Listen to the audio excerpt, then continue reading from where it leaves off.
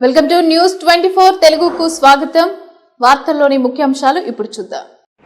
Doctor BR Ambedkar Konaseema జిల్లా ముమ్మిడివరం నియోజకవర్గం కాట్రేనికోన మండలం దొంతుకూరు పంచాయతీ పరిధిలో పచ్చని పంట పొలాల మధ్యలో చేపట్టిన రొయ్యల ప్రాసెసింగ్ ఫ్యాక్టరీ నిర్మాణం వెనుక కాకినాడ మాజీ ఎమ్మెల్యే ద్వారంపూడి చంద్రశేఖర్ రెడ్డి హస్తం ఉందని స్థానికులు ఆరోపించారు.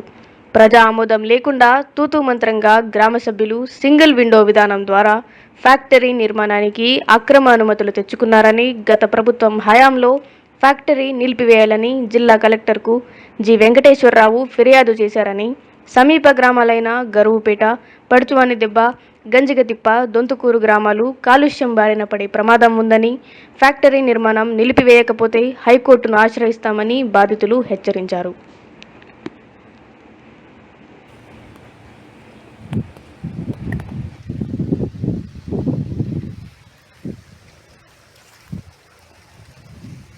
నా పేరు జి వెంకటేశ్వరరావు. మాది కాట్రేనికోన మండలం కందికుప్ప. మాకు 28/6/2020 తేదీన గ్రామ సభ ఏర్పాటు చేశారు దొంతుకూరులోని. ఆ సభకు నేను వెళ్ళడం జరిగింది. దాని ముఖ్య ఉద్దేశం ఏంటంటే, ఇక్కడ ఫ్యాక్టరీ కడుతున్నాము, మీరు అందరూ సహకరించాలని చెప్పేసి అనడం జరిగింది.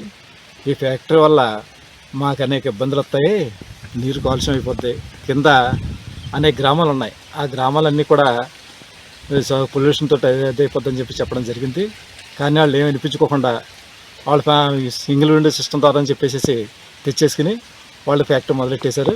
ఇక్కడ ప్రజలతో కానీ ఇక్కడ నివసించే జనాలతో కానీ వాళ్ళకి ఏ విధంగా సంబంధం లేనట్టు వ్యవహరించడం జరిగింది.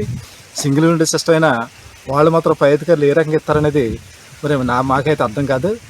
అని చెప్పి దీని నిమిత్తం నేను చాలాసార్లు కలెక్టరేట్కి, ఎంఆర్ఓకి వీళ్ళందరికీ కూడా కాగితాలు సమర్పించడం జరిగింది.